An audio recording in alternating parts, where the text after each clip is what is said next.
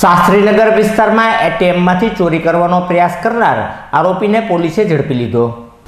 શાસ્ત્રીનગર વિસ્તારમાં આવેલા એચડીએફસીના એટીએમમાંથી રોકડ રકમની ચોરી કરવાનો 2013માં પ્રયાસ કરવામાં આવ્યો હતો, જેની પોલીસ ફરિયાદ નોંધાવવામાં આવી હતી। જે ફરિયાદના આધારે પોલીસે આરોપી કિશોરભાઈ ઉર્ફે શૈલેષભાઈ છગનભાઈ નૈયાને ઝડપી લઈ ધોરણસરની કાર્યવાહી હાથ ધરી હતી।